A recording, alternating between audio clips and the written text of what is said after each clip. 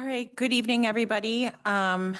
It is our June 10th Board of Aldermen meeting. It's the 6 o'clock hour, which means it's a discussion session. So we are going to have a discussion on lot coverage and stormwater regulations. Anna, I think you're probably in charge.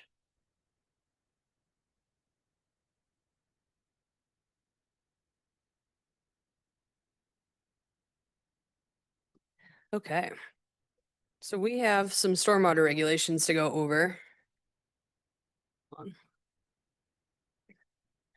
So just a refresher of where we are. So the stormwater regulations, this was one of the most discussed or heard about topics through the Clayton Tomorrow comprehensive plan process last year. So there are a lot of elements within that plan, within the implementation objectives and key results that relate somewhat to stormwater or other conditions within residential neighborhoods. But specifically, the one that we're tackling right now is developing a lot coverage reduction program that identifies innovative ways to reduce the amount of impervious coverage and promotes green infrastructure. So lot coverage principles with our existing conditions and how we regulate lot coverage is really targeting three primary aspects of neighborhoods. One, to preserve open spaces. So it comes in with our residential areas about recreational areas, the yards, the open character, to enhance neighborhood character and well-being. The second one is manage stormwater runoff by allowing greater opportunities for water to infiltrate into the soil. And then three, to reduce the urban heat island effect, whereby concentrations of urban building materials such as a roof or pavement, patio, etc., can increase the average ambient temperature. So that's a big one when we talk about residential that I think is often overshadowed by the stormwater element, but a lot of the reasons why our neighborhoods are cooler, I can speak specifically when I take the pedestrian bridge across the over Forest Park Parkway and enter the Polo neighborhood, you can immediately feel the change in temperature. And part of that's our tree canopy, and part of that's also that change from a lot of pavement to some green space. So staff began approaching this objective with a lot of internal review. So we looked back through comments, analysis, everything that went on during the actual comprehensive plan process. And then we started to complete our own investigations that dug a little bit deeper into some of the existing conditions. And what we found is our existing lot coverage, our impervious coverage maximum that we have in the code, has historically been used to target those three principles. So we're trying to address the character of the areas in green space and the impacts of stormwater management with one regulation within our code. And so the success now, looking at our existing conditions of using that maximum impervious coverage to address both of those concerns, is really varying across the city, and it is not very successful in the neighborhoods that have the higher concentration of redevelopment. New technology and materials are allowing us to address the stormwater aspect in some manner, but without that requirement of natural vegetation. So we might be able to address just stormwater, but we're going to do so by also reducing our green space ratio. The sizes of house that are being constructed, just the overall square feet, that's increasing over time. And this is resulting in the actual footprint of homes taking up more percentage of the lot than they have before. So even on a lot that has a home that was constructed in maybe the 1960s, the actual footprint of that house in our typical single family neighborhood is less, but we might have more driveway area or patio space. And so what we're coming up against now is people are moving into these larger footprint homes, and then they want to add on the extra driveway parking area or the patio or the fire pit, etc. Existing lot sizes, structure sizes, and the layout varies across the city. We've been doing some analysis to compare neighborhoods, and this results in some neighborhoods being more vulnerable to the changes and trends that are happening today that I just listed above compared to other neighborhoods. So some of the neighborhoods such as Big Carswald or Southmore that have larger lots, even when the homes are being expanded, there's still a large area of green space or a lot of separation from one home to the next that allows some of that natural mitigation of the impacts. And then the character and frequency of storms is shifting. So we're seeing more of those high intensity, short duration events that overwhelm our stormwater systems a lot quicker than when we have kind of a slower amount of rainfall over an extended period of time. So to look into this, we've enlisted the help of Intuition and Logic, who is one of our on-call engineering consultants.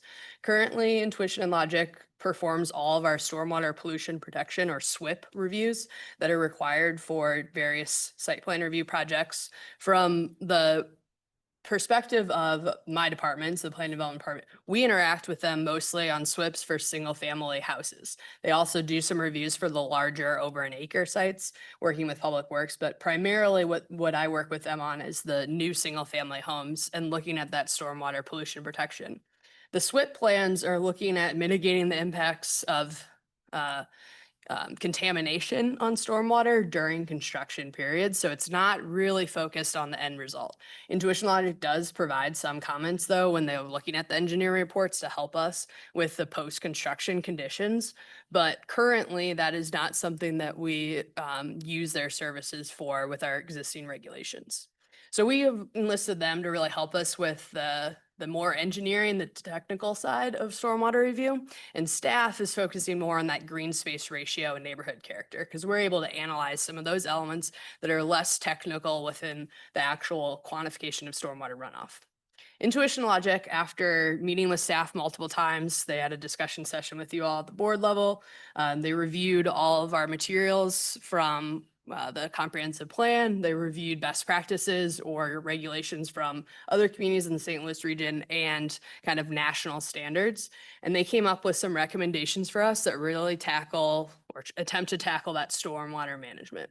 So that's what I wanted to go through here. One of the biggest pieces is recommended to increase the differential detention requirement from a 15-year 20-minute storm to a 100-year 60-minute event that actually lasts 60 minutes. So that calculation is something that most of our engineers provide. Typically, they'll provide that 15-year 20-minute, and they might also provide a 100-year 20-minute event for us. So that calculation isn't going to be very new to them, but actually requiring the detention for that 60-minute storm based on the 100-year 60-minute event is what is going to increase what we require on site. And I'll go into that a little bit more in a slide to show you an example. But the biggest piece to think about here with the 15-year versus the 100-year storm event is a 100-year storm is something that has a probability of 1% chance of happening in a given year versus a 15-year storm, which in a given year has a 6.6% probability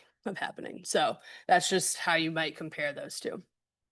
The second recommendation is to increase the differential detention requirement for sites disturbing over 5 acres to using from the impervious conditions on January 1st, 2000, which is an MSD standard, to using a pre-development condition of all grass. So this is one where we're kind of trying to raise the bar a little bit from what MSD is looking at. There are examples of where MSD already requires this. A lot of times when there are larger projects located within a watershed that already has issues, they will already require development to upgrade to that level. But it is not always the case. So we wanted to kind of raise the bar. One thing that the Plan Commission during the discussion we had with them last month requested is that we show them a comparison of the 5-acre requirement versus a 2-acre and identify what sites potentially would qualify under those two conditions. The reason that we did not recommend Intuition Logic, we discussed with them recommending that pre-development condition for any site. We went through and did some example calculations, and they found that the 100-year 60-minute lasting 60-minute actually would be a larger detention volume in many cases than just the pre-development all grass condition for a 15-year 20-minute storm. And then another reason is for the public perception. The majority of the lots that we have especially for our single family residential are redevelopment of the lot that has a home. There's a handful of lots across the community right now that are vacant grass lots and would get a new house. But in those cases, those lots have majority of time been vacant for long enough that grass condition is already what's going to be used within their redevelopment. So we wanted to try and create a situation where people are used to it. So we wanted to increase the detention requirement, but also not get people who are used to seeing a house trying to convince them that they should be using a condition of a vacant lot that lot hasn't had for 100 years or something. Another area that intuition logic is helping us with is the follow through. So we have had recently, we see a dry well or some form of BMP used on pretty much every single new single family house that we have. And one of the aspects that we do is we require a deed restriction, but it's more of just a best practice that we do that. It's not written in the code. And part of that deed restriction, we require that they record with it some element of ongoing maintenance requirements, but there isn't any kind of back check accountability that's created within the city by reviewing those.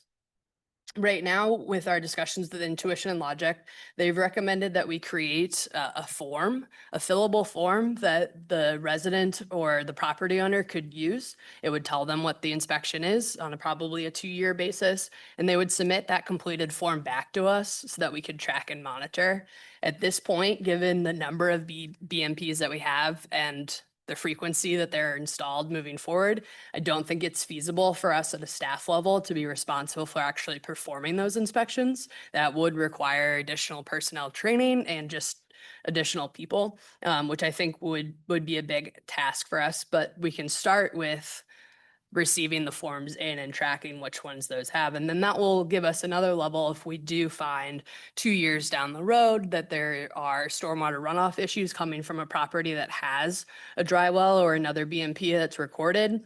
If we find that there are issues with the inspections that they're providing us, then we have another layer of enforcement to have those investigated further.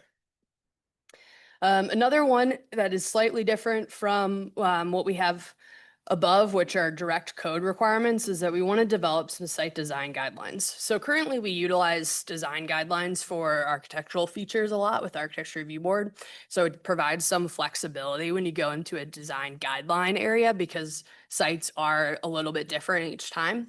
But this will give us a better starting place for the beginning of when sites are designed. I think about a conversation Dave and I had the other week. What we want to do is try to have stormwater management become part of the initial planning of sites. When they think about how the site is going to be laid out, how a home is going to be built, where the driveway is going to go, we want that stormwater management to be a part of that process from the beginning. Whereas right now, we feel, it's not proven because we're not a part of the site design, but we feel like a lot of times we're getting stormwater management practices are placed in whatever portion of the site is left over after they've figured out how to fill the site up. And so it's kind of a little bit of that afterthought of here's the house and the driveway we can fit on the lot per the setback regulations. Now let's figure out how to manage the stormwater instead of integrating those two at the beginning of the process. So these site design guidelines are geared towards helping guide that path so that from the beginning, they understand what we want them to manage from a stormwater runoff. So the big one is that we don't want any additional runoff to be increased when we look at different areas of the lot. The only area that we would consider allowing for a small increase would be if it went to the street. The majority of the runoff that goes to this that eventually leaves properties is going to get into the sewer system. And so if there's going to be an increase somewhere, then we're more likely to accept that increase going directly into MSD's sewer system faster, as opposed to going into somebody's basement faster. Where possible, we want discharge to be directed to the street or an adjacent collection system. So again, the storm sewers. Pop-up emitters shall be 10 feet from the property lines or any downslope impervious surface. So right now we do enforce that 10 foot, but that's actually something that comes out of MSD's regulations. And sometimes we're finding that engineers are providing letters from MSD that says that they're supportive of waiving those requirements. And since it's not something that's hard coded within our own individual codes, it then becomes a little bit harder for us to uphold that when they're getting the waiver from the other group. So there are a few elements here that we want to bring into our code, such as this one, so that we can enforce them on our own manner. Introducing guidelines for sump pumps is another really big one. So intuition and logic kind of helped us think through some of the nuisance complaints that we're seeing a lot of. And a lot of times there are pop-up emitters that are located in front yards, and there's just a continuous trickle of water that comes out of them. So we hear a lot of complaints related to sidewalks in that area having algae in the summer and spring months and having ice in the winter months because there's that constant trickle. What we learned is that that is most likely the case when that pop-up emitter is connected to a sump pump that may be pulling groundwater. So if that's pulling groundwater, then it's going to get water that flows through the system, regardless of whether or not there's been a recent storm. And so that's what we want to start prohibiting. So right now we have some basic requirements about pop-up emitters and sump pumps, but we don't have that additional inspection check. So we want to add in a piece here that would require an inspection to verify when the sump is dug, that there isn't any standing water, that groundwater table that would be impacted.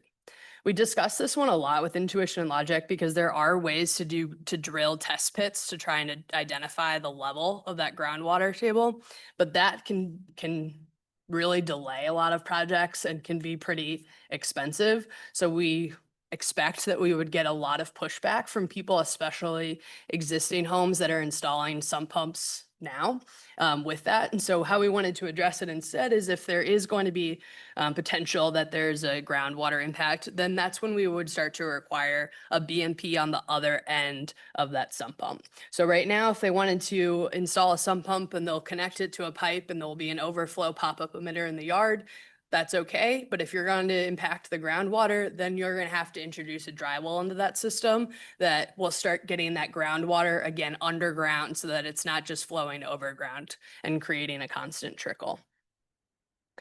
Then we also have our impervious coverage calculation. So here's going back to kind of what I started with. Right now we have one regulation that addresses green space and stormwater.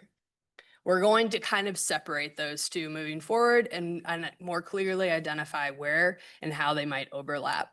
So a big part of that is revising how we actually calculate impervious coverage to specify how we're going to handle or treat some of these more sustainable technologies such as permeable pavers, to identify that those are not going to be considered pervious in the calculations as it relates to stormwater, and as well eliminating the discount that we currently provide people for pool areas. So that was a recommendation from Intuition and Logic, and then we'll have separately a green space calculation. For dry wells, something that we have been doing in the last few months is requiring an infiltration rate test for the location of a dry well. This will make sure that the soils that are around that dry well are the rating type that will actually allow the water to infiltrate. And depending on the results of that infiltration rate, then there will be requirements to actually expand the capacity or the footprint of the dry well so that the infiltration of that water is spread across a larger area so that it will actually go in to the underground system and infiltrate as opposed to just constantly coming out of the pop-up emitter and flowing across the surface. We're also, similar to what we kind of talked about above with dry wells, implementing some inspection and tracking requirements, and then also setback requirements. So the goal with all the intuition and logic recommendations that are covered here is really to create a more prescriptive manner for reviewing impervious coverage and stormwater regulations, as well as introducing a better system for actually tracking and increasing the accountability of the sites post-construction to ensure that those tools are working as they should be designed. So to give you guys an example, I pulled a couple of information. Intuition Logic's going to get us some more specific data as it relates to St. Louis and the weather trends. But just from NOAA and the National Weather Service, we pulled a few things. So you can see in the chart included here that there's a annual precipitation in inches, and the 30-year running mean. If we zoom into the area here more recently, this trend, the overall annual percentage trend is going up. But we're also seeing a higher frequency of those storms. So we're getting some more water, but the intensity of the storms or the frequency of those intense storms is increasing. That element of the actual frequency increase is something that we'll get for you later from Intuition Logic. But a couple of notes too. So in spring of 2025, this is the 11th wettest spring, according to NOAA, since they've been counting this data. So basically in the last month of April, we're breaking a lot of records as it relates to water. So just thinking about the storms that we've had in those last few months, that will kind of show the bigger picture of where we're headed. So I wanted to take you through a little bit of an example to help understand the recommendation for changing from a 15-year 20-minute storm to a 100-year 60-minute storm. So on the screen on the right side, this is information. These are the site plan of the existing conditions and the proposed site plan for the new house that was just approved by the Plan Commission at 515 South Central.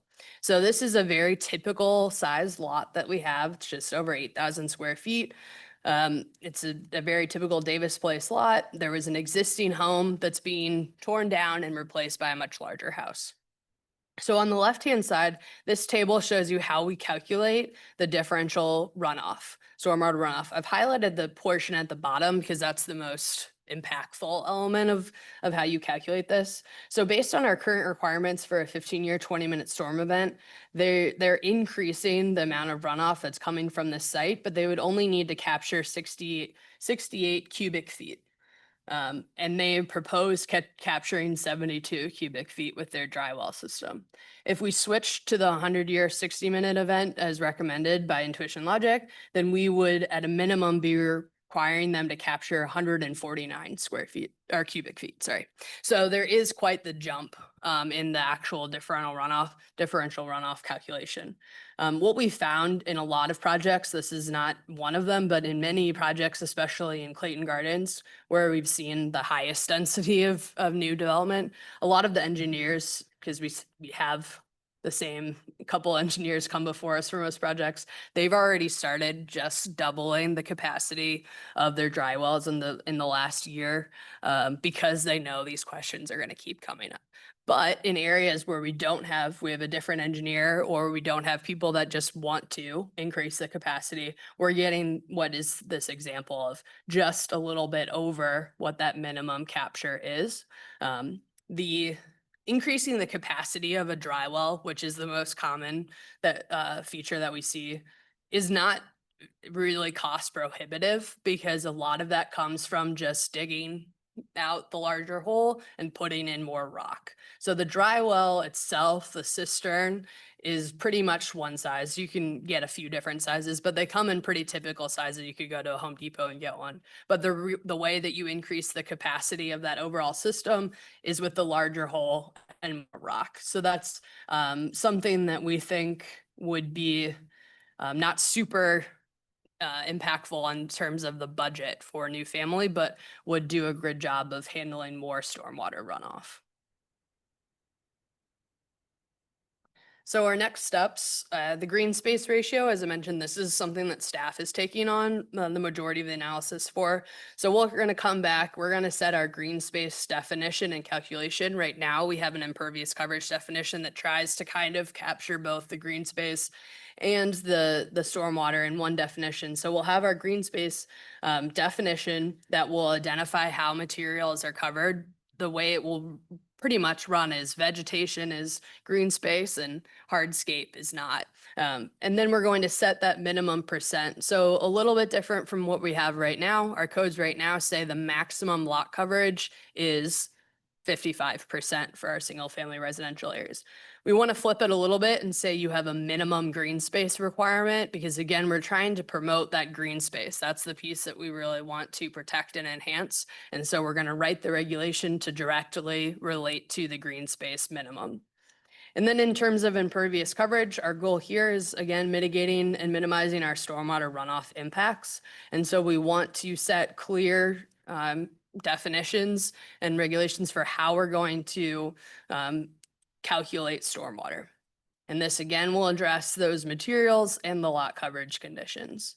And then one element, so we saw in the objective that I put on the screen on the first page, the objective that we heard from the community is that they want to minimize stormwater, but we also had a good number of people in the community that wanted us to do a better job of promoting the sustainability impacts. So what staff is proposing is using a sustainability bonus where we would outline specific conditions under which somebody might qualify for reducing that green space ratio and providing a little bit more coverage when they're managing their stormwater. And we want to be really controlled and prescriptive on the stormwater bonus so that we're not trying to sit there at the Plan Commission level and evaluate the different permeable pavers and why somebody feels that they should be given a credit that's different from their neighbor, et cetera. So we want to make that a really straightforward element. During discussions with the Plan Commission, this is one that I think is going to be really important moving forward when we actually come back with the percentages that we're recommending, because there is understandably so a lot of concern that our biggest issue is addressing stormwater management and how we might be able to do that without or promote sustainability without sacrificing the overall goal of reducing stormwater runoff. So today, this is our next steps. We'll come back in July, but today really the focus for this discussion is to get feedback, maybe something you want additional information on, et cetera, related to the recommendations from Intuition Logic that were provided in the memo. That I'll open it for any questions. Anna, thank you so much. That was a great presentation. Maybe we can just go around. I'm sure everybody has some questions. Susan, if you want to go first. Sure. That was a lot. And it's great. I'm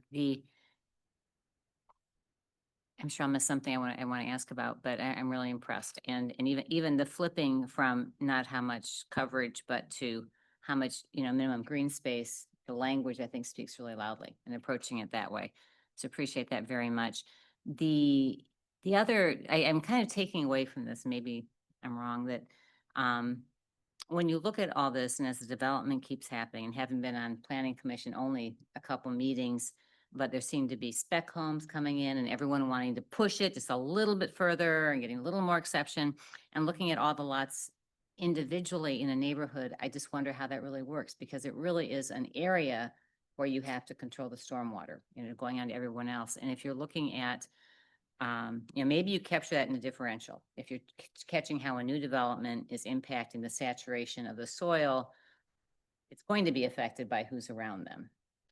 So do you think that these regulations are going to capture the isolated lot that really is a much bigger part of a neighborhood, so that you can control the stormwater between houses and everything else? Yeah, that's a good question. I think it's going to be hard to give that a definite yes, no matter what we do, because it's one, when we think about how subdivisions are developed, one of the benefits of the new subdivisions is that they're thinking about that all at one time. They're building all their houses at one time. They have shared stormwater basins that are located within shared green spaces, and the water is all directed to that part, that area, and it infiltrates. We don't have the luxury of having a bunch of areas within every neighborhood where we can just direct the stormwater into one pond and let it work from there. So it's a little bit different because we're in a built out community to try and come back in and say, where are we and how do we fix every single lot? But the goal here is to really try and reduce the overbuilding of lots and make our requirements a lot more transparent to the community. That's part of separating the green space and the impervious coverage. And the idea, as you mentioned, we have a lot of spec homes that are built. The idea is that people who are utilizing the sustainable features, such as permeable pavers or rain gardens, are doing that because they really believe in that element of sustainability, rather than doing that because that's how they get their pool and their patio, et cetera. So the hard part is that with some of our projects that are being done without a homeowner involved, there's a little less follow through. We don't know for sure if the future homeowner actually cares that their pavement maintains its permeability and is actually maintaining it that way. So by adding in the inspection requirements, adding in the more specific design up front, our hope is that lots are going to be designed much more intentionally and then utilized in that manner moving forward. So we'll have to keep an eye out on it. I mean, as we go through and get more of an idea of where the groundwater levels are as projects happen, that will help us understand the impacts moving forward. One of the analysis that Ryan is doing, he's been doing all of our spatial analysis for these. And so that's big with the green space ratio piece. He's looking at neighborhoods as a whole and how much coverage there is today, how much coverage there could be if homes were redeveloped under our current regulations, and how much coverage there could be if they were developed under some of these recommended changes, and then what the resulting overall runoff would be. So we're going to try and have a little bit more of an idea of what's happening with the neighborhoods, but we don't have a permeability test for every individual lot. So it's a little bit of trying to estimate how it would be applied to the whole neighborhood. I think I'm encouraged by that response because I do think that that's where the problems will come and that we need to build into here, whether we're doing 100-year or whatever, a 60-minute, the cushion that I assume the trends may not decrease. If anything, they're going to go up, and whatever we do today, we want to last us into the future because whatever's built is going to be there. Right. Yep. Good point. The other part is, yeah, the encouraging, the permeable pavers, we probably have no way right now of enforcing that they stay permeable and don't fill in, but giving some incentive to do those is great. And the urban heat island, making people aware of that. I'm happy that you brought that up too. That's important.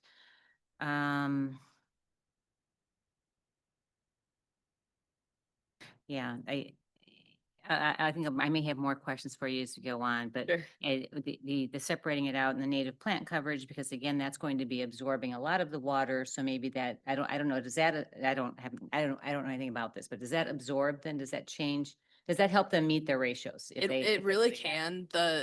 The hard part with that, and we've talked about this at the planning commission, is with the way that you engineer a system like a dry well, it's easy to figure out a quantified number to attach that dry well. We can say that it has the capacity for 10 cubic feet, and we can do the calculations. It's a lot harder to find an exact calculation and attach it to a plant.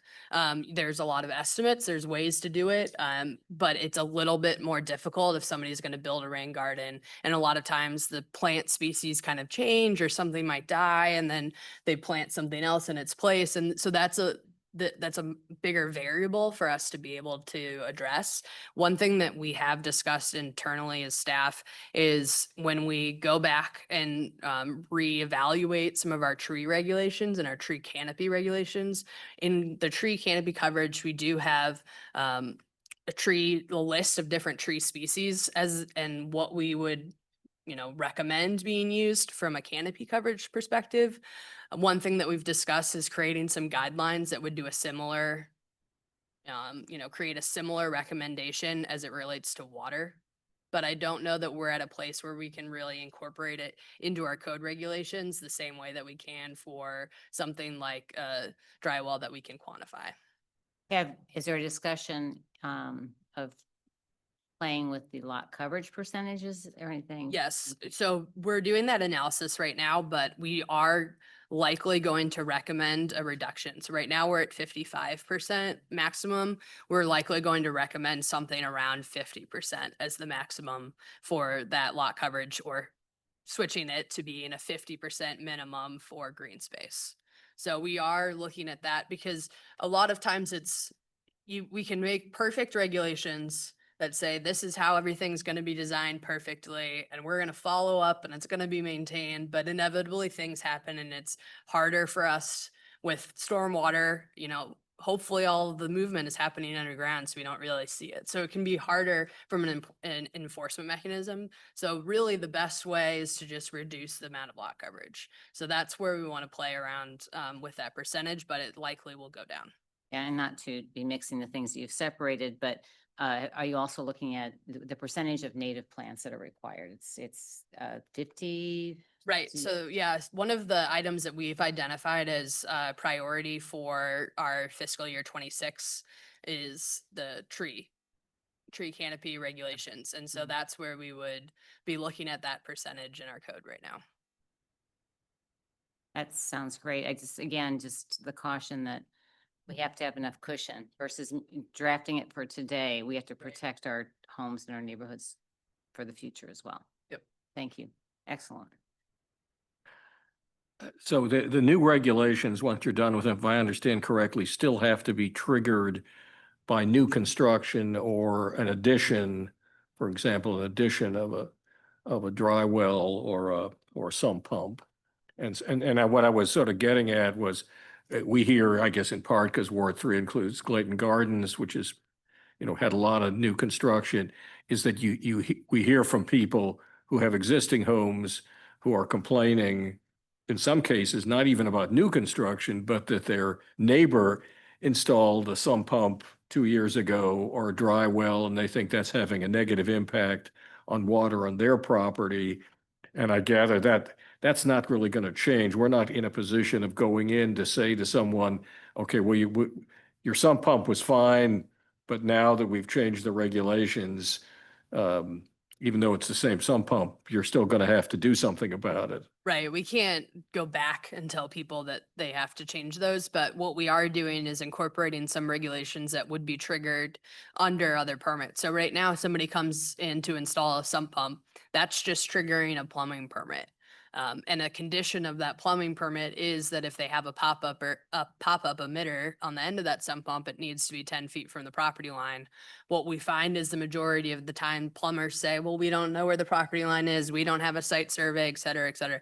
When we adopt these regulations, some of the sump pump recommendations would be within our code. And so we would be able to enforce them with additional inspection or analysis with that sump pump beyond what we're doing today. But typically, the site plan review is what would trigger the requirements for the differential runoff calculations and that sort of thing.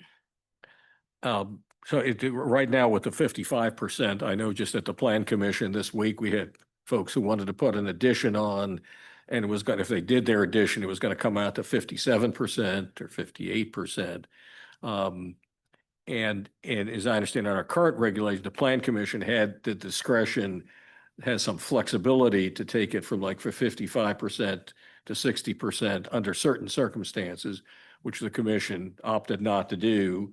And the owner was complaining, well, the people across the street, as far as I know, they got the same thing, and then you're turning me down. And I think you pointed out that that was actually through the board, through a variance through the Board of Adjustment.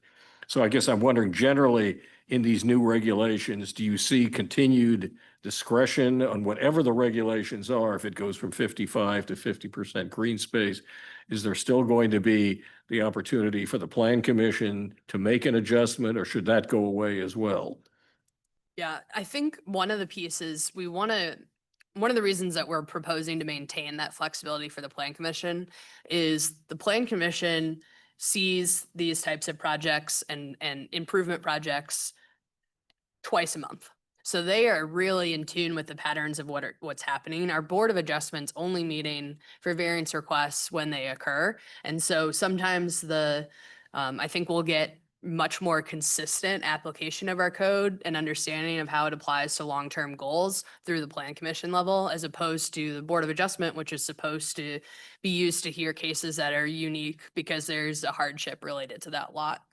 One of the elements that we're trying to address within our code right now, though, is that this discretion is granted with just the general term of just cause.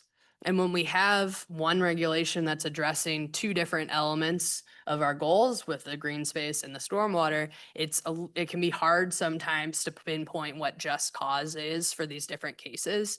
And so part of another piece of what we're doing is by clearly identifying in our code those goals and how they would be applied to different properties.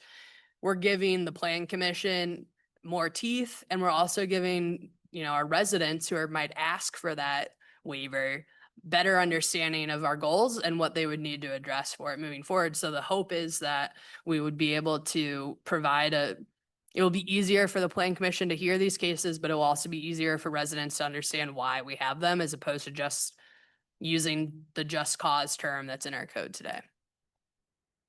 Okay, final question. It seems to me like right now, if someone came in this week with our existing regs, wanted to tear down a house in Clayton Gardens, they could build a bigger house with a bigger footprint than they would be able to a year from now once these new regulations are in place. Or is that too simplistic to think that these regulations will actually create smaller houses because of the footprint has to be smaller to accommodate the pervious impervious ratio? Is that? Yeah, I mean, there's many ways within a lot that you will decrease the coverage. So I don't think it's as simple as saying they're all going to be smaller houses. It's likely that there will be some reduction in the square footage of homes depending on how people lay out the site. But we do find that homes are substantially larger than they used to be on our smaller lots. And I think one of the elements of our existing conditions in our neighborhood is that we have very valuable homes. So I'm not concerned that it's necessarily going to decrease the value of anything just by saying that you have to develop your lot slightly differently, but it could impact how somebody chooses to lay out their site. Great, thank you. Okay, that was very thorough, Anna. Thank you. I have a few clarifying questions. So one, this is pertaining to individual lots less than 1 acre. So a development that might occur, say, in my ward on a very large parcel, this wouldn't apply. MSD rules or other rules for stormwater retention would apply in that case. Is that right? This would still apply. So there's going to be slightly different elements that are triggered if it's over an acre, especially as it relates to land disturbance or permits for during the activities. And then MSD could potentially have additional, or probably would have additional requirements in terms of stormwater for holding it on the site or cleaning it before it enters their system. So a lot of times those regulations would be in MSD's hands, but these would all still apply under our zoning. Yeah, so my question really is the unique situation where perhaps very large detention basins can be created. And then we have these regulations that might, I want to make sure it doesn't create a redundancy where there's a large detention that's being addressed, and then they have to actually add another detention on their individual lot as well. So I want to make sure that we don't have an inconsistency there. Is that a concern or not? I don't think it's that much of a concern right now. We'll go over with intuition and logic if they have any issues with that. But the biggest piece in some of like the sites that you're probably thinking of, so that's a site where MSD is going to be involved because of the overall runoff that might be created from that volume of the area. But we would still be involved as they design the individual lots themselves. And so it would be treated just like any other lot or subdivision as it was built. They might be able to, through the platting and site plan review process, show how this subdivision would address stormwater with those larger detention basins, but that wouldn't necessarily give a property owner the ability to have pop-up emitters or downspout extenders that go beyond their property lines, especially where it's adjacent to other existing neighborhoods. So if there's some element of channels or other collection basins that are established through the plat, then that's something that we would accept as it's set up moving forward, but we wouldn't waive all of these regulations as every individual house is built. That's so long as we've got flexibility to address it. That's really my concern. You probably answered this already, but I want to make sure. Gary, I think, asked the question, but what triggers getting a permit that would cause this to go into effect? Obviously, new construction does, but what other examples would? Sure. So right now, one of the chapters or sections of the code that we would be amending to accommodate a lot of these text amendments proposed would be our site plan review. And site plan review is triggered for when you're disturbing an area of, I think it's 5,000, or if you're adding 50% more, or at least 50% of the footprint of the existing. So if you're adding an addition that is over 50% of the size of the existing house, then that would require site plan review. If you have what they call the code references excessive grading or site work, that requires site plan review. There's a little bit of leniency, I would say, that's granted to the director to trigger site plan review for projects that don't necessarily meet that, because if my evaluation leads me to believe that there would be impacts to adjacent property or changes in the stormwater pattern. So there's a little bit of, I could look at the site and decide if it needs to go to the plan commission or not. But that site plan review is what's going to trigger the majority of it when it comes to the differential calculations. So Now, if they're doing a sump pump or they're installing a dry well, or they're just putting in extensions on their downspouts, all of those elements would still need to comply with what we have here. The piece that would be different is that they wouldn't be required to go through site plan review necessarily. But if they were putting that in, they got the dry well, then if they got a plumbing permit for it based on us adding requirements for a dry well. So if they're just adding in the dry well, not because they're expanding their home, they're just adding one in, then we would be able to review against the setback or percolation requirements that are outlined here. So that's where my question is heading. So in your example, there's a positive thing where somebody's trying to put in a dry well, but these downspout extensions are redirecting the water flow. So that's the dilemma that we have, where it's redirected to their backyard, which is our backyard, and we're downhill. So we get all the water. So I'm not suggesting that we need a permit, but I want to make sure there isn't a trigger if somebody's just changing their downspout flow. There's no way for you to really know that because nobody has to come and get a permit for that. Right, there isn't a permit. We do have what's called an administrative architecture review, an AAR permit, and that captures all of the projects that are technically available for administrative review. So under the way our code is set up right now, architecture review actually should happen for any change to the exterior appearance of your property. So there are many times when that occurs where we can provide administrative approval. So this would be or what you're describing would be something that could be covered under that administrative review permit type that we have. So when we update the regulations to include all of this, that's something that we would look for. The other piece that comes into play though is if our inspectors are going to the property for something else, or there's a nuisance complaint and we see that the downspouts have been extended and are now discharging within 10 feet of the property, that's something that we can require them to change, even though they didn't go through a permit process, because it is violating our codes as they were written. Okay. And then in our neighborhood, as you know, we gave back the easement that's between Whiteout Terrace and Hillcrest that was deeded to the city. But Whiteout Terrace still retains their easement as it runs between the two neighborhoods. And it appears that there are neighbors that are interested in still trying to figure out how to resolve drainage issues. So whether or not it's to use that portion in some way, or each neighbor does it for themselves individually. My question really is it sounds to me like if the solution involves a dry well or some other redirection of water, that would require some kind of coordination with your office. So that's my question. Is that right? Right, when we adopt the new regulations, it would. Currently, right now, as our regulations stand, if you don't trigger a site plan review, we don't have specific regulations for how you design or maintain your dry well. Those are happening through site plan review. So that's something that we are with adopting some of these guidelines and requirements. In the future, it would require review by our department. Okay. All right. Changing gears a little bit. I want to make sure I understand the correlation, if any, between green space and the stormwater detention requirements. I clearly understand the stormwater detention, and I get the benefit that having more green space is certainly helpful. But is the green space requirement really more an aesthetic issue, or is it more of a stormwater issue? Well, it's a little bit of both. So green space is definitely an aesthetic portion.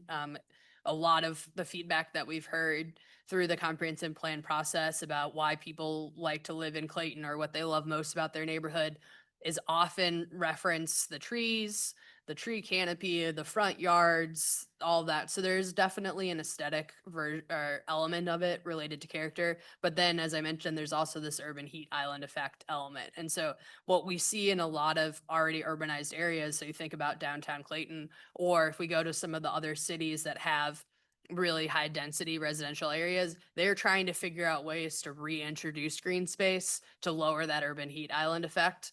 What we want to do is try not to get to a place in our single family and lower density residential neighborhoods where we're trying to reintroduce green space. We really want to protect and enhance that element of it. So we understand that there are people that will say, I just don't want to maintain a yard, or I would prefer a patio. And so we want to provide some flexibility that allows people to enhance the properties the way that they want to.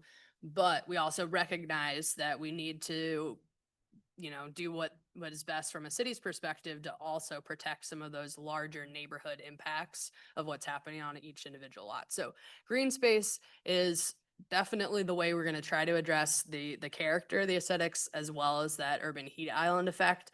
And in some ways that relates to stormwater directly, but we're also kind of pulling a little bit of that direct stormwater impact out and trying to address that specifically with stormwater regulations. So my suggestion there is, I don't know the right place to put this. It's probably not in the code, but if it's in a description of regulations or however you communicate this, to make sure that when we talk about the green space requirement, that we incorporate those things you just described about the compelling general benefits for whether it's stormwater detention or urban heat islands, just to make sure it's descriptive there so it isn't thought of as just an aesthetic issue.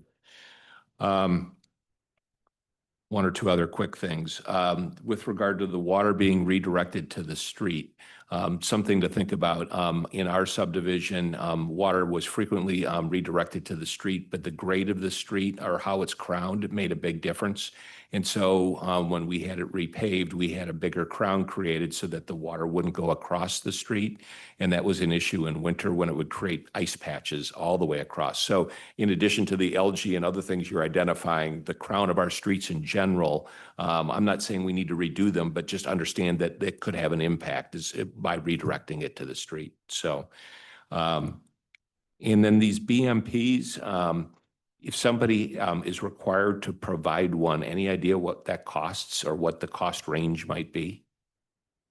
Oh, the cost range can be vary greatly. I don't know the specific number for a dry well, but I know it's not a significant impact based on our discussions with most builders and developers. So it's going to be a couple $1,000 maybe. When in the scheme of building a full new house, that doesn't really impact their budget much. But if you go into more of the planting elements for BMPs, rain gardens, those can increase a little bit. So it can vary, but from our discussions, I think a lot of people are willing to utilize those BMPs when they have to in order to get the size of the home that they want. So, Okay, all right. I've got other little questions, but that's enough. Thank you. Anna, thank you so much. It was a great presentation. Just a couple questions. As Rick had asked, this is something that would be implemented throughout the city. But I do think, as we've talked about that, there are areas of the city that are impacted. I mean, including, Rick Street, especially I think when you're downhill, like when the incline changes, is there any thought to really identifying certain areas where there is just, for instance, like if your neighbors are downhill from you, like some sort of requirement that the pop-up emitter would have to be 15 feet from your backyard neighbor. And, something that really, because that's where, even though Clayton Gardens, we are seeing a persistent issue, it's persistently on the streets that are downhill. So, I'm not suggesting, I think all of these requirements are good throughout the city, but there are just very clear problem areas. We're learning, which I learned in talking to residents last night, on Stratford, which has, backs up to LaFawn, which LaFawn is a University City neighborhood. They are struggling because we've done so much building on Stratford, new buildings. So I don't want that to occur either.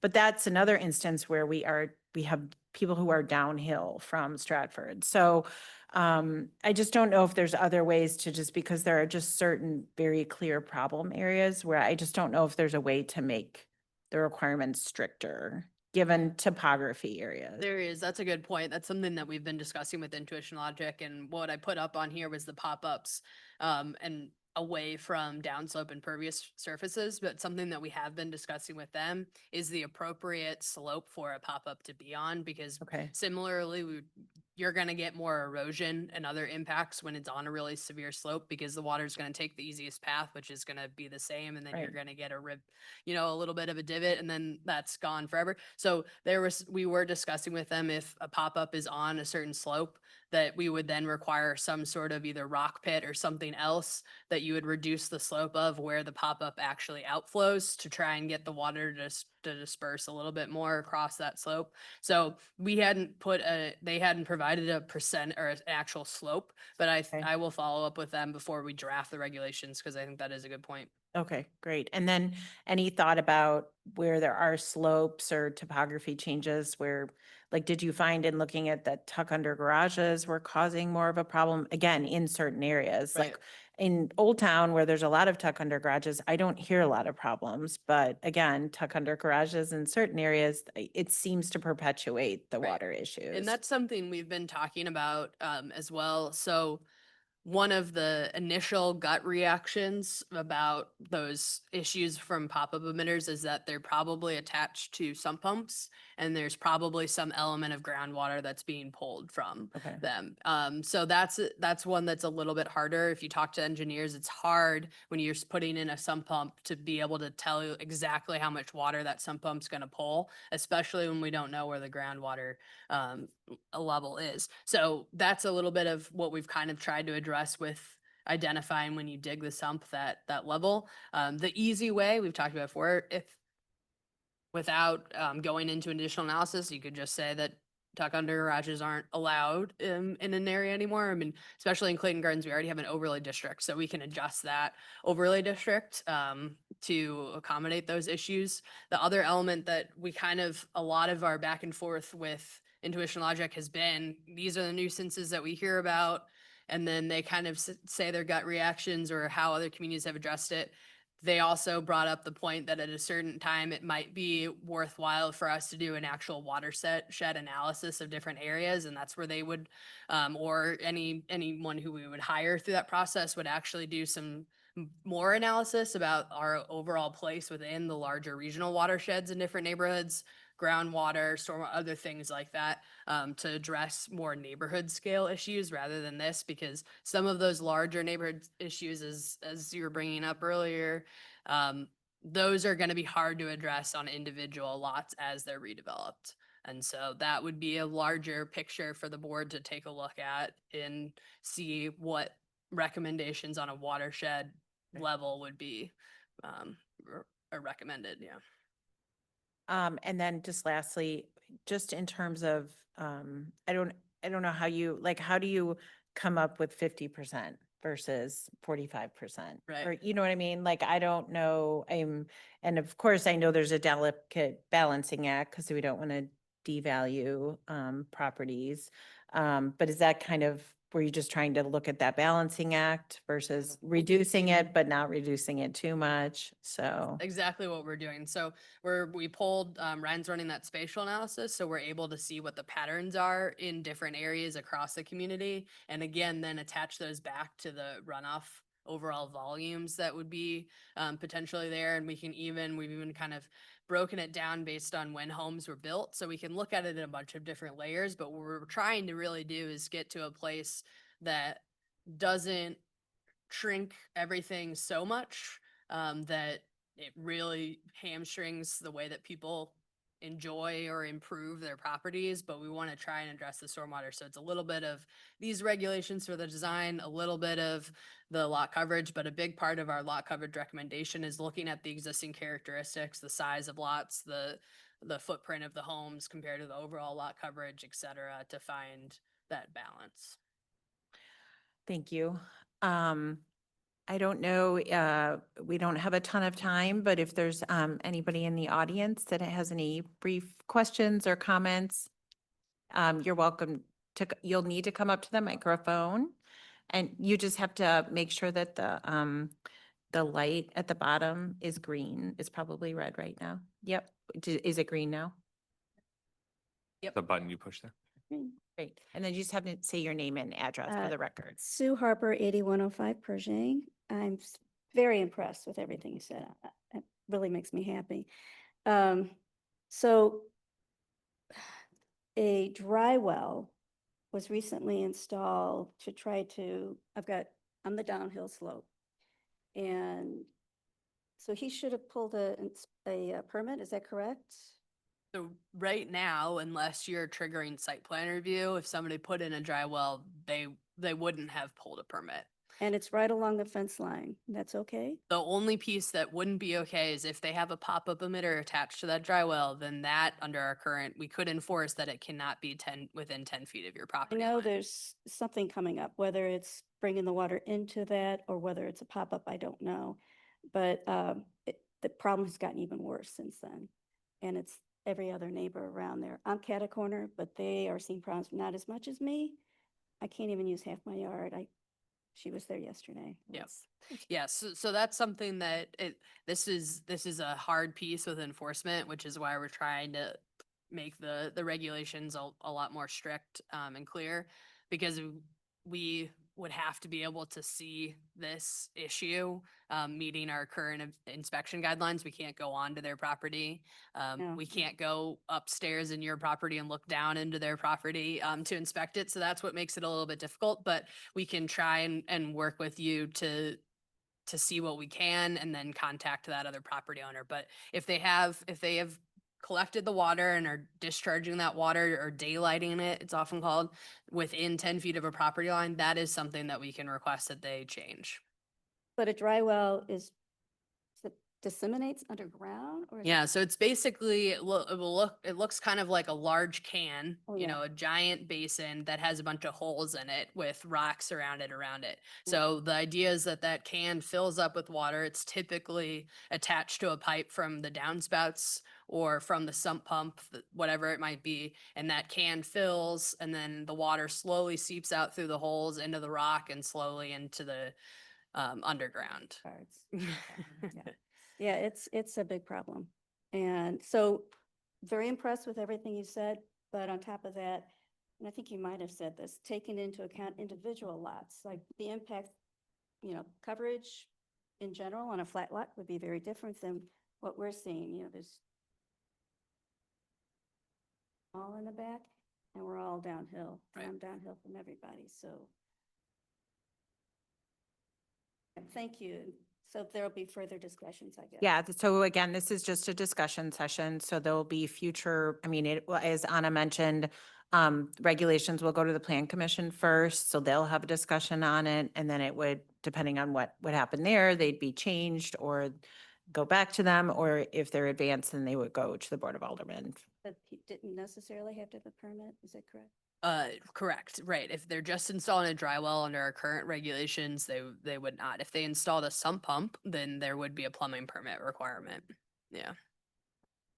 Real quick, just to clarify, so if what you're talking about is all adopted, at that point, when you said that you're looking right now at slope and where things might be, and that would address a problem that what's running onto a neighbor's property. Right, that right? potentially, yeah. So the speed, the idea is we don't have that slope number, so I couldn't say if this property would fall into that category or That's not. the idea of But it. the idea would be to try and prevent those erosion lines that create just a direct stream from the pop-up downhill, yeah. I just had a couple things. And I want to thank you all for meeting about this as well. It's really important. I'm at 8104 Pershing. I'm Sue's neighbor across the street, Cheryl Radel. I wanted to say one thing that kind of concerns me in our neighborhood. I don't know if this is across Clayton, but residents have the option when a tree dies not to replace it. Trees soak up a lot of water. And I think the question should not be if you want to replace it, but what do you want to replace it with? Because we have so many holes in our easement now that, that is Clayton's. And I know we're missing a lot of trees anyhow now, but if we can get more trees planted where it's the city's property, it makes the value of our homes go up. It creates shade for our homes, for our street, for our cars. It's so funny because the people who don't want the trees want to park under the shade trees. So I don't understand that. They don't want the mess, but they want the shade. So I think we need to have, if we could just not make that an option. The other thing, when you're studying water on the property, and Anna, I know my husband's talked to you about this, you almost need to look at the property as if it's already soaked, because there are so many sprinkler systems in Clayton. My husband and I walk the dog early in the morning, and it's sort of like waiting for the bomb to go off. It's like, and you have to get out of the way. And it can go, those sprinkler systems go on rain or shine. They go on, it seems like every day. We do not need to water our lawns every day. I think the botanical garden says a good soaking, a couple hours once a week, and that's fine. But we don't need to do that. And I don't know if there's anything the city can do to encourage people to be more green and not water quite so much. And then I had one last thing. Sorry, my notes keep disappearing. We've also heard, we were in a PCARB meeting and a developer was coming in and talking about a tear down on Forsyth. And it was the Melman brothers. And when they were presenting their site plan, they said, well, it's not going to cover any more than what was there before in the tear down. What I don't understand is if we have a tear down, why don't we go back to the original lot coverage? Because things do get added, patios, driveways, decks, other hardscaping. And I'd like to see it, if there's going to be if there's going to be a tear down, let's get more green space back at that time instead of saying, well, they already had that all covered up, so we'll just build as much as they had before. I just don't understand that. So I think that's all that I had. If I have more, I'll send you an email, but thank you so much for everything. You. All right, does anybody have anything else? Are we? Great. So it is 7 o'clock. So we will start our 7 o'clock meeting. Alderwoman Buse, Here. Alderwoman Patel, Alderman Fader, Here. Alderman Hummel, Here. Alderman York. Here. Wonderful. Alderman York, Mayor McAndrew, Here. City Manager Gibson. Here. City Attorney O'Keefe. Here. Thank you. I don't know that this is the time where if there's any public requests and petitions. I'm not sure if there's anyone online. I don't see any. The first item on our agenda is our consent agenda. It looks like it's just the minutes. Alderwoman Buse, whenever you're ready. I move to approve the consent agenda. Second. All those in favor? Oh, sorry, never mind. Alderwoman Buse, Yes. Alderman Fader, Aye. Alderman Hummel, Aye. Mayor McAndrew. Aye. Thank you. The first item on our agenda, under the city manager's report is, a second quarter fiscal year 2025 budget amendment. Yeah, so we'll start with the budget amendment, and then we have Karen Dover here for the second quarter financial report. On the budget amendment, there are a few notable changes in there. There's a big swing on the revenue side, and really that's the bond proceeds that came in for the municipal garage. So as you know, we've closed on that bond issuance, so we've received that money. So now is all the accounting work on the back end, and so that's what you're seeing shifting around on the revenue side there. On the expenditure side, we do have some municipal garage expenses that correlate to that bond issue. So you'll see some of those changes in this budget amendment. But the biggest change was actually within the equipment replacement fund. And that was all vehicle purchases, most notably the fire apparatus. So the tiller truck and the pumper truck that we ordered 2.5 years ago now are not going to be received during fiscal year 25. So those continue to be delayed. They haven't even started those builds yet. So those will be in 26. And then we did have an ambulance purchase that was going to happen in 24. That ran late. We made that purchase here in 25. That was about $400,000 worth of swing. And then a staff vehicle as well that we weren't able to purchase in 24 and we bought in 25. So those are the big changes within the budget amendment. Again, it's all really bond proceeds on the revenue side and the associated changes with that and the fire apparatus on the expense side. So with that, we can take any questions on the budget amendment. Does anybody have any questions? Rick, I don't know. if Yeah, you- well, just, it's not really substantive, it's more curiosity.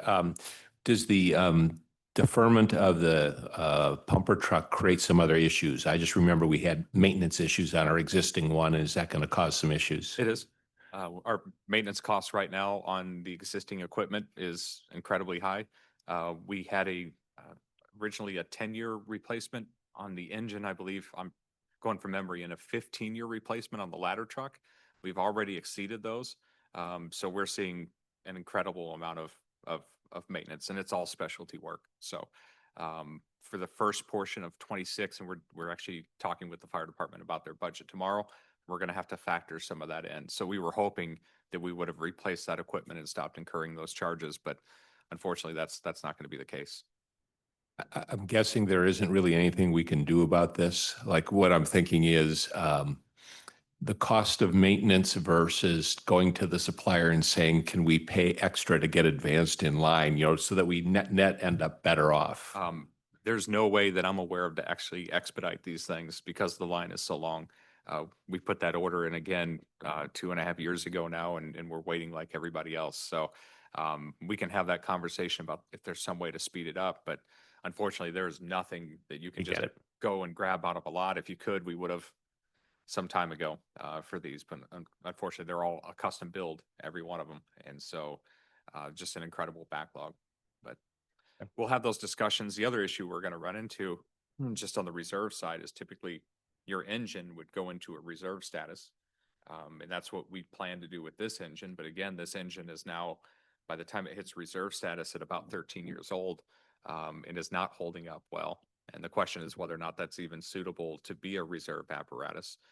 You can try to find some sort of reserve apparatus in its place, but to do that is, we're talking $600,000-$700,000 for a reserve vehicle. So that's another conversation that we're having internally is what we do when the engine we have has to move into reserve status and it's not holding up. So it's tough. Then we have to borrow from another department, which Yeah, you I say see that's quite a the- bit lately. You see us in Brentwood trucks and Glendale trucks and everything else. I think when the tornado hit, we were out in the city and nothing but trucks from other communities.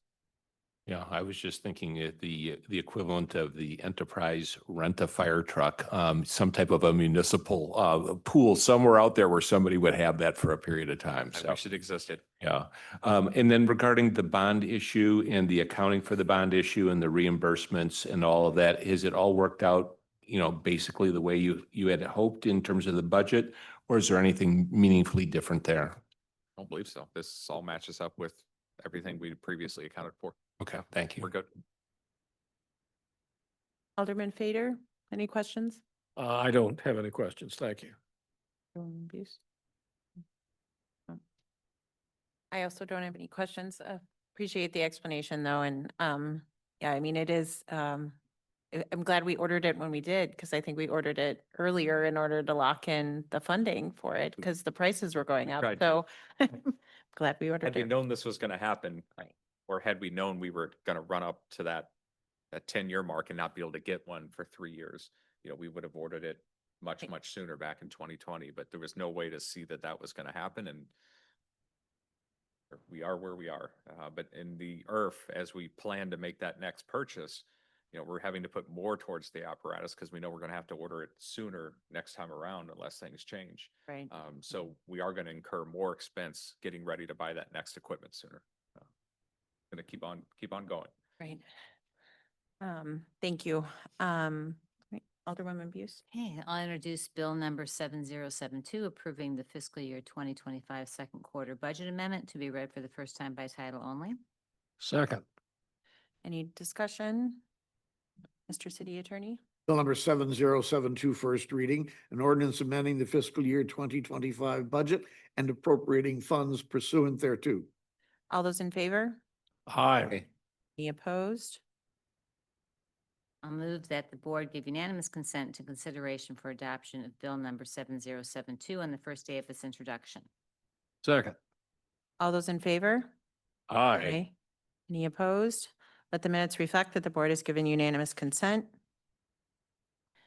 I'll introduce Bill number 7072, approving the fiscal year 2025 second quarter budget amendment to be read for the second time by title only. Second. Discussion?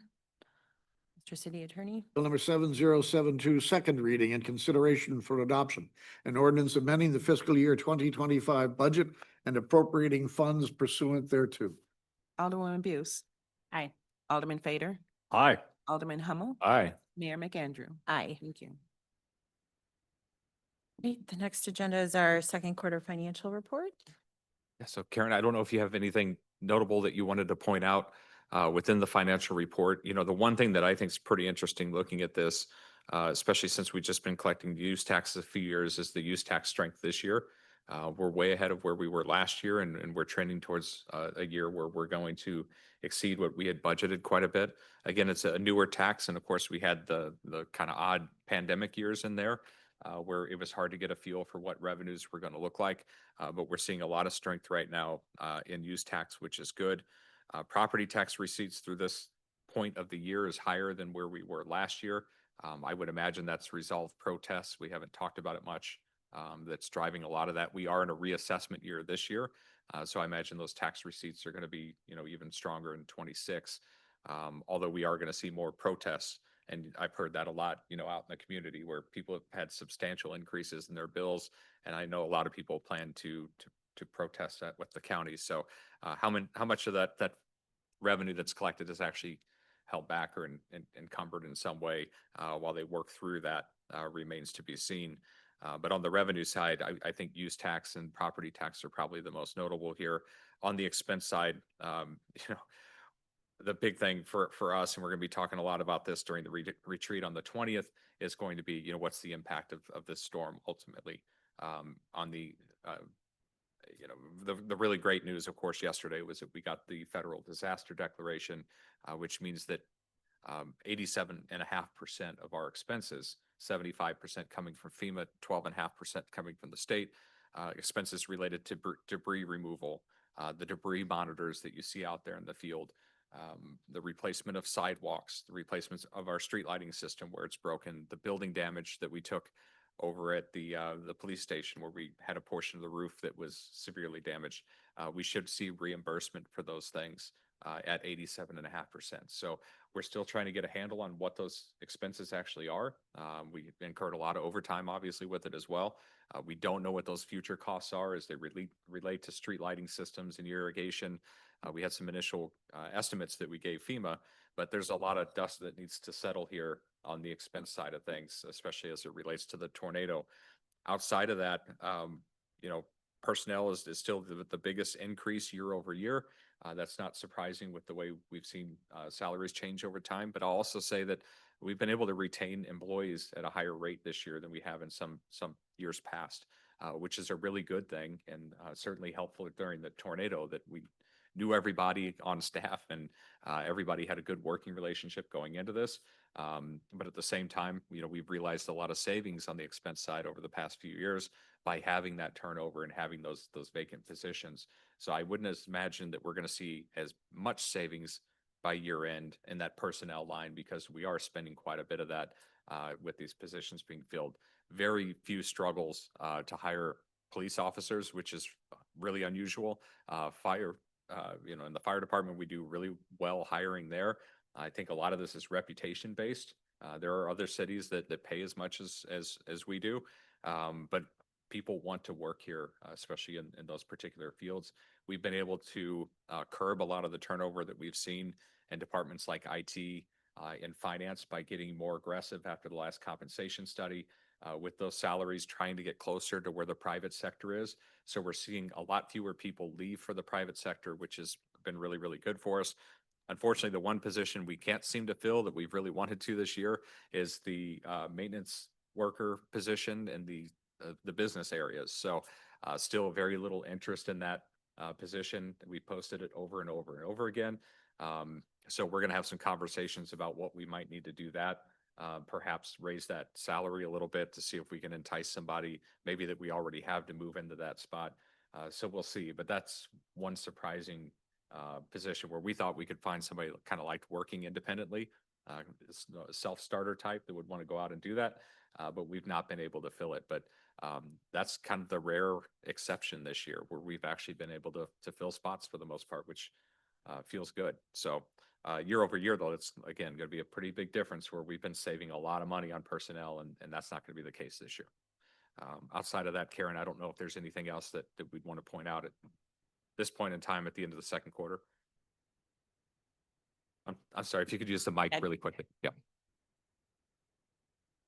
Because I'm sure Alderman Patel and Alderman York will want to come back and they'll, listen. Well, they'll listen, they want to make sure they can hear what you said. Because the financial report is the best part of the whole meeting. It always is.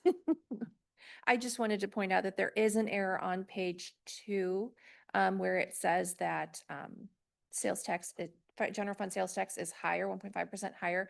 We had some last minute changes and that number was missed when we were making our last minute updates. So I wanted to apologize for that. It's actually down by 3%.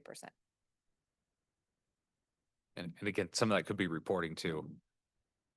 Yes, I'm not like saying we're totally down. I'm just saying that at this Sure. cutoff with this time period, we had a last minute entry that we pushed through and we managed to get everything else except that one. I apologize. So, does anyone have any questions? Yeah, well, anybody? No questions. Thank you. Just a few. I guess big picture, is there anything in here that is surprising to you? I understand that the caveat for all of our storms and, save that, set that aside. I know it's not in there yet, but just in terms of the trend data, the tax collections, anything like that, especially on the revenue side, or anything particularly unusual or striking on the expense side from what you would otherwise anticipate?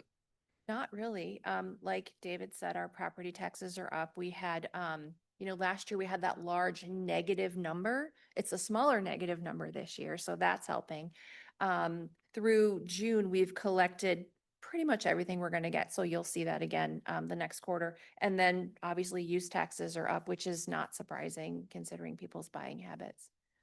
And then do we anticipate any kind of an impact from this senior property tax freeze? So that's question one. Do we expect any impact from that? I'm sure we will have an impact, but I don't know what it is until they tell us how they're going to do it. Because really what's happening is the rate is freezing.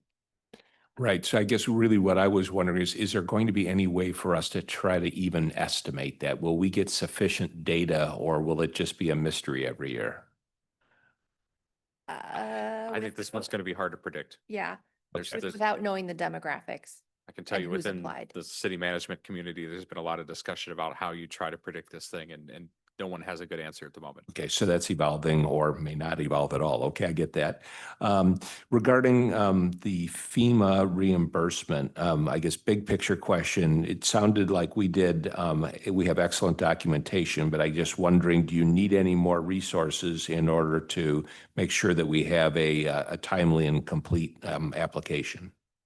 I think we're pretty good. We are talking about this. We talked about it this afternoon, whether or not we'd want a third party to manage that public assistance process and enter that information for us. I actually have a counterpart in Perryville. They've had 2 tornadoes over the past 4 years where they were kind of a similar size from a damage perspective. And so I want to get his thoughts on whether or not it would be worth it to go out and use a third party. They actually have a smaller staff than we have. So I'm going to contact him tomorrow. We're also going to have some conversations with the state emergency management folks and try to get a handle for this. Karen's done this before with flooding and various things. So, she's very familiar with how this needs to be entered. The big question though is, in the end, it's data entry. And if a third party is going to do this for us, do we end up basically just duplicating the work where we have to send them all the information and then they're just entering the stuff that we're sending them? And is it quicker for us to just skip that part and do it? So we're working through that. But the other piece is, if you bring in one of these third parties that's really familiar with this process, it's not just the data entry and collection part, but also making sure that your procurement is all compliant with FEMA regulations so that it's eligible for reimbursement. A lot of these third parties will make sure that your contracts are right, that your bid processes were right, not just locally, but to meet that FEMA requirement. So we're talking about whether or not that's worth it or something we could do in-house. Yeah. So that would be the only resource I can think of that we may potentially need to help us with this, but we're not sure yet if we're going to utilize it. Just making sure that you'd hate to lose out on something that we didn't know that it wasn't eligible, or we didn't know how to make it eligible because we didn't have the resources to get the right information to them. And what is our window on this? You talked about, still learning about some costs as we go along. Do you have any idea when the cutoff is or how the process works? There is no real cutoff.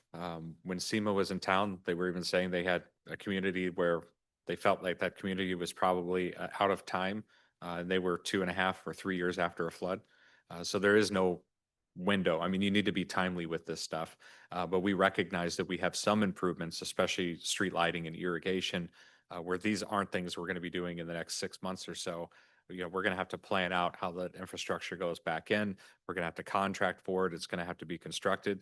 So we could well be, 12 months, 18 months out and still submitting for reimbursement on these particular items. And that's fine with the federal government, so long as you're moving on these things.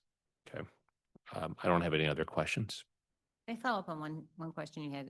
I meant to ask this. Thanks for doing it. The senior tax free is the easier of your questions. I was assuming that we did have some demographic. It's not, peer to peer, but from the surveys, we know the percentage of our population that's a certain age. And you can't tie that directly to homeownership and the taxes, but we should have, I hope that we're prospectively looking at what that impact will be, because we do have that basic information. And once we have a little bit more information about how they're gonna do it, we'll figure something out. One other tornado related question, I hope we get 87%. The other 13%, are there any other potential avenues for reimbursement from any other sources, insurance, otherwise? We may have some items that are eligible through insurance. We're working with insurance to try to get clarification on what that would be.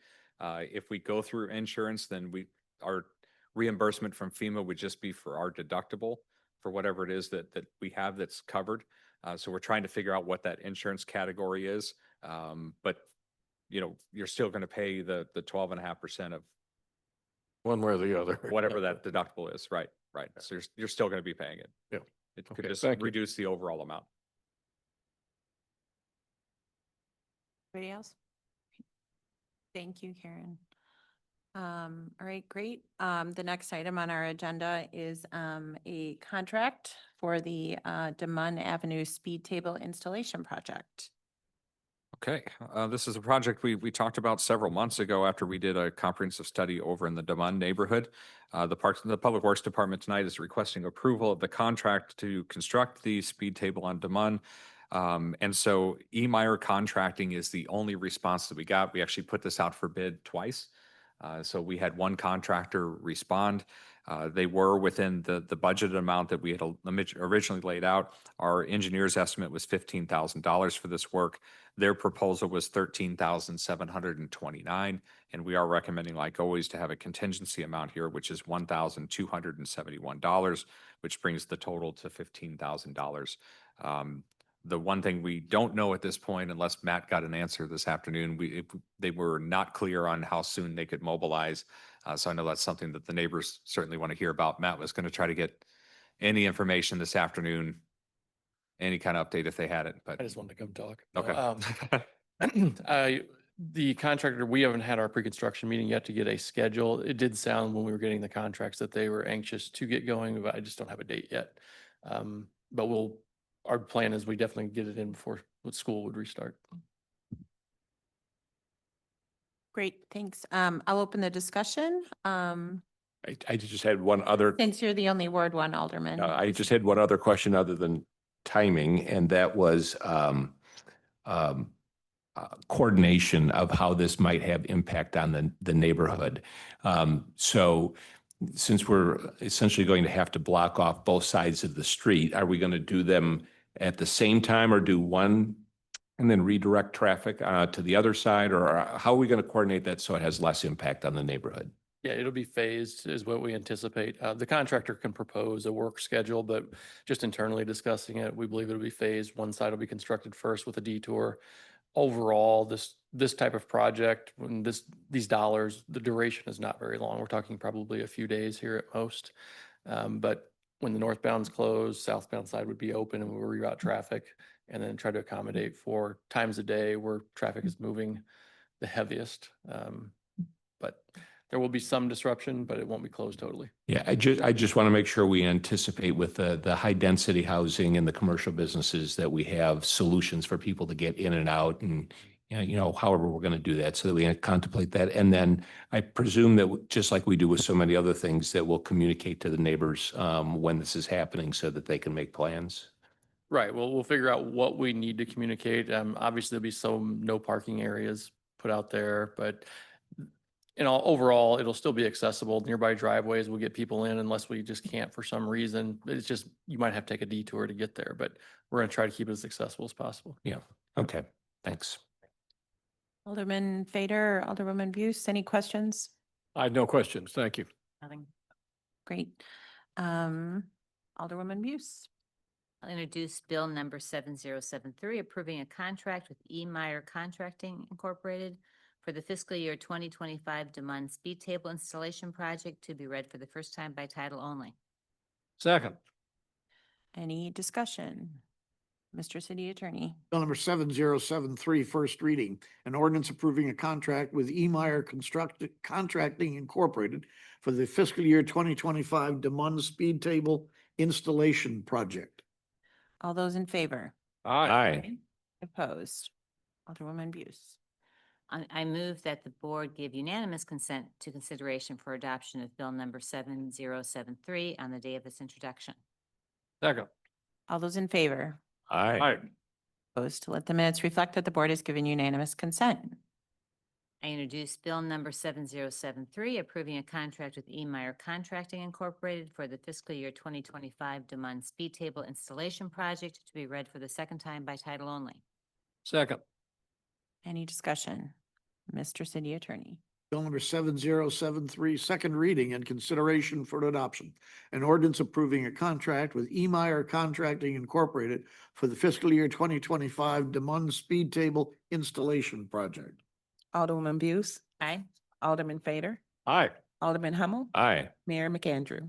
Aye. Thank you. That brings us to the end of our meeting. That was pretty quick. If anybody has anything they'd like to report about, we can. I know maybe Alderman Buse wants to tell us about our trip. It was awesome. You can just say that too. Yeah. Yeah, no, Great. so on Monday, no, I'm kidding. I, especially while I was gone, and everything else and coming back and seeing everything that had happened, I don't think any of us can say enough how appreciative we are of, the effectiveness, the efficiency, the professionalism, and the community of our city government and employees and our neighbors in getting this done. It was truly, truly impressive in a very, very difficult time. And I hope as we continue to do this, we are incredibly fortunate with what we have, and we have very near neighbors with whom we can also help and be a part of, their community too, even if there's a city line around that. So I hope we stay aware of that in everything that we're doing.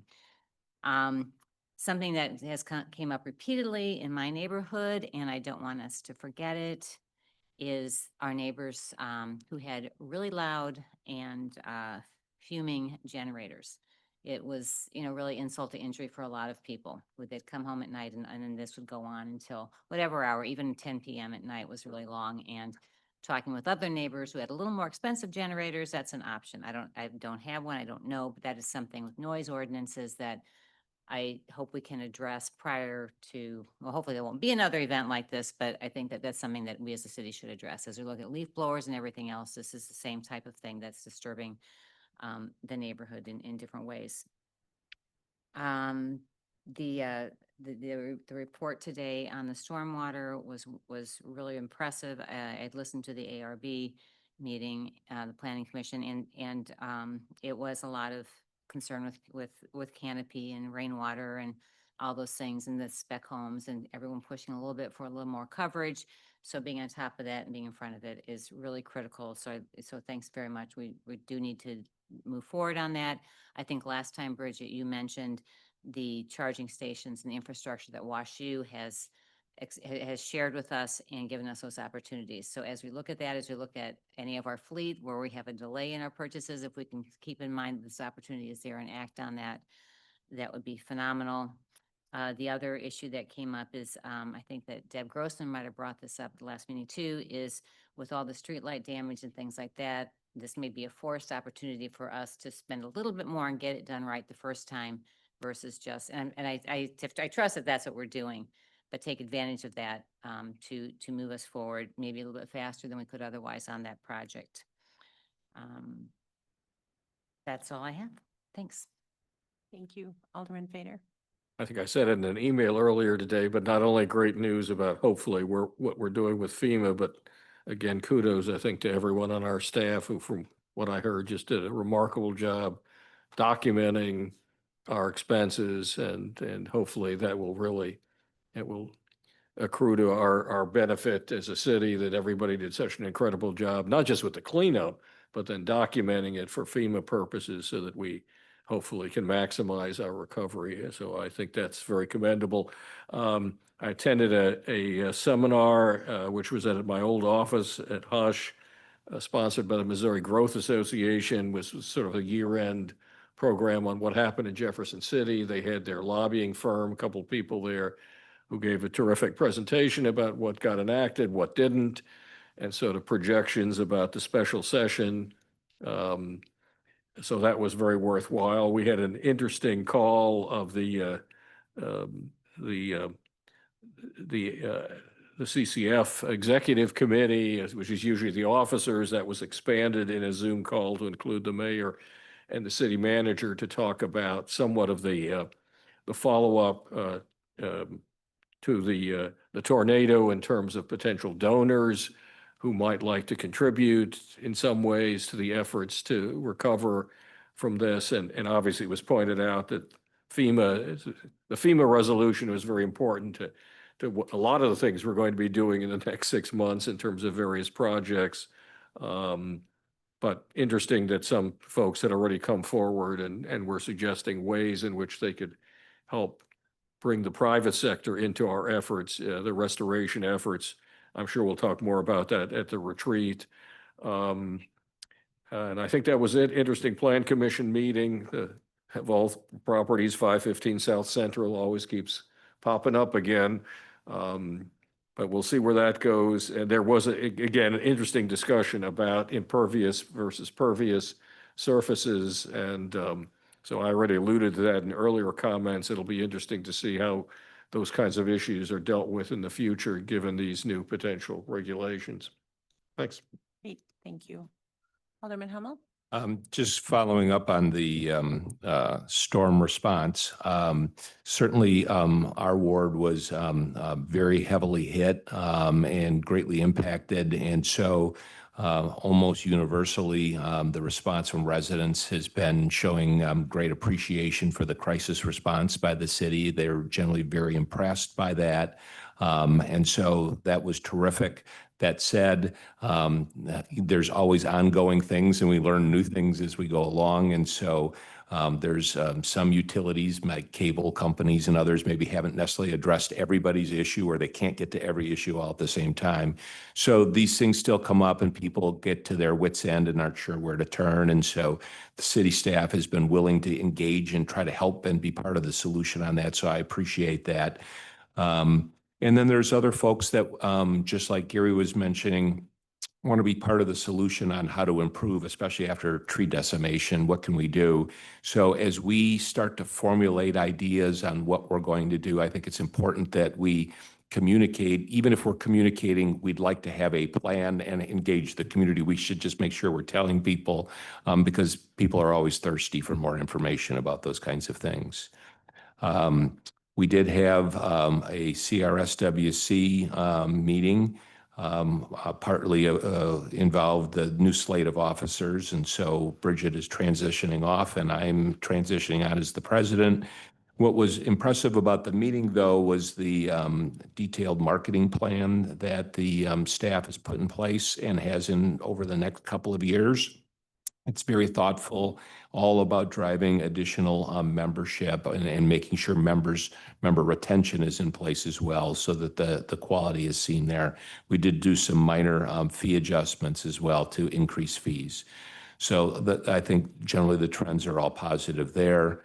Becky and I did have a meeting with Concordia, and we should anticipate in the next week, they'll be making a public announcement that's very general and vague, but just what their intentions are and what they'd like to be doing as they move forward. And so I think it's very consistent with what's in the neighborhood. And then finally, I went to the music and wine event, and I got there maybe 8-ish or so. So it was towards the latter part of it. And rain was threatening, and so I thought the design and layout was good. It seemed like it was a little less well attended, which I think weather was largely the reason for that, which was too bad. But anyway, I certainly like that event and like that we're doing it. So that's all I've got. I was curious because I was gonna go, but Anna was successful, so I was unable to go and we were celebrating with parents. Did the rain, like, I kept meaning to ask David too, because when I came out of OB Clark said like 10:15, it was like torrential. So did our crews get like hit when they were cleaning up with Yeah. all the rain? Yeah, I mean, I can't So imagine. the So band, the rain hit right around 9. It was scheduled to end Was it at that? 10. Okay. It was 8:30, 9 o'clock, somewhere in there. Yeah. The band was told, I guess, by whoever was running the music part to stop, but there was a huge group of people that were dancing in the rain and having fun. So they said they were going to play another set until Oh, 10. Okay. In the meantime, our staff was trying to like run around. They were scurrying, trying to get everything, picked up as quickly as they could while these people danced in the rain. And then that's when my wife and I had enough and we left. Right. I'm assuming that they played more, but I know that all of our stuff was soaked. All of our public works staff was soaked. But the rain hit late. We were really fortunate that we had a window to do it at all because the weather didn't look like it was going to be good that night. So that was a tough call to even go ahead and do it. I'm glad that we did because we did have a really strong turnout, especially earlier in the night. It kind of tapered towards when the weather hit. And then the people that had fun in the rain had fun in the rain. So overall, I thought it was successful, but I did feel bad for our staff that they've been putting in all these hours and then they go and they give up a Saturday to go work this event and they got absolutely drenched. Yeah, in I the mean, stuff. when we were leaving OB Clark's at 10:15, Great job, I was Becky. like, oh no, because they're probably cleaning And up. those poor folks, it was, yeah, Yeah. they had, these really thick ponchos on, but I don't think was No, helping much. not It in was- that rain. I no, mean, it it was was- soaked just from running from one door to the car. I know that all of our stuff is still, we had that conversation too, just a little while ago, pretty wet down at the garage and we're going to be using that Friday at the barbecue at the firehouse. Please show up if you can. It's for tornado relief stuff. But anyhow, we got to try to air all of it out and get it ready to go for that. But yeah, Great, great. sorry. Well, in addition to that event, we also had the Shaw Park Social, which my younger child and I attended. And that was great. Also a really nice event. There was, lots of kids and blow ups and a great presence by our police and fire departments. There were crafts, there were games people could play. There was a stage. We borrow kind of a makeshift stage from the city of Brentwood and they kind of roll up in this like vehicle and then open it up and it's a stage. But it was really neat and the music was great. So, kudos to the event staff as well for doing that. 5-Iron Golf is officially open. So that's great. We finally have our entertainment, unit at the bottom of Forsyth Point. So that's great. It really is a neat place. I mean, I think they're really designed for like private events, especially half of it. I mean, people can go, it opens at 6 a.m. So if you really want to go there and practice your swing, like Anna might want to go there early in the morning before she comes to work. But yeah, so that's open. So that's great. As Rick said, it was my last CRSWC meeting. But I also wanted to mention too, kudos, Kathleen Gund really took the reins to try to improve our scholarship policy at the Center of Clayton to kind of make it more attractive and also just make having a center membership more affordable to more people. So we modified that, to increase how much we're providing. And CCF actually pays for that. And they were also very excited to, make sure that we're trying to increase participation in that. So that was great as well. And I also wanted, as David mentioned, there's a barbecue on Friday that the fire department's doing from 11 to 2, I think. So it all goes to the Red Cross. And our fire department was also in the city of St. Louis, tarping roofs a couple of weeks ago. So we're certainly providing some assistance to the city as much as we can, I think, at this point. And then lastly, David and I have been delivering chainsaws to municipalities who assisted us. Just a chainsaw and a thank you note. So, but it's been fun to kind of meet other city managers and mayors, and also, David knows where all these places are. And so it's been, directing me to all these neat, it's cool to see all the different city halls and public works buildings around town. So they're all very different. Who thought of the chainsaws? Well, we received a very generous donation from Home Depot, and so we don't need quite that many chainsaws. So we thought it would be a great way to say thank you. Very So, good. yes. A question, I'm curious, when you mentioned the recovery effort, it occurred to me, I've noticed in my neighborhood, a number of houses that now have what look like had their roofs shrink wrapped. It's like this whole white thing over the top. And so while that sounds like a really good idea to keep the water out, I'm wondering, do we have any kind of issues with that and how long it stays that way? I'm just curious, how do we address that? Yeah, well, there's obviously a significant demand for roof work at this time across the region. So we're trying to be very open to how people address things. So right now, instead of writing code enforcement cases for different scenarios, if we identify something that's potential hazard, and we're making contact where we can and walking them through the process that we have to either get permits where they're needed or, let them know that these things are happening. So it'll be a few months before we actually go through and really say, hey, you've had this shrink wrap on your roof for too long now. Most of our residents are very actively pursuing the final construction and repair. So we haven't found any issues with people who are resistant to changing that condition at this point. It's more just giving them the opportunity to do so. Yeah, that sounds great. Where I was coming from is just make sure we have good communication on, we all want to get to the same point at the end and that we just help them get there. That's all. Yep. We have a lot of information. I would say, continue, to direct people if they want to report. So we have a good idea of where the damage was occurring. Because what we've been doing is through the website, people can report damage to their private property, and that has helped. We still have one of our inspectors who's really dedicated to storm damage. And so he does some inspections on heavy days, but really he's spending the majority of his time in the neighborhoods that have the most damage, trying to check on progress, talking to contractors, talking to homeowners about the next steps in the process, and making sure everybody is aware of what needs to happen or other things. Because we do have, he'll find a roof that does require a permit and people are actively working on it. And instead of stopping them like we would typically, and leaving a hole in the roof potentially, and that homeowner potentially losing that contractor to another job because we delayed them. We're trying to work with them to get the information that we need to make sure that homeowner has the correct roof repairs being done, et cetera. So Rico Hunt is our tornado inspector, and he's been really good about just trying to be there as a resource and make sure that everything's getting repaired as it should be. Rick, too, I forgot to mention, because you were talking about communication, I think in the retreat next week, we'll have a more serious discussion about how we want to approach transforming Y-Down, not transforming Y-Down, but I think we'll have a broader discussion about the communication we plan to do and how we plan to get input from our, especially your neighbors. So, yep.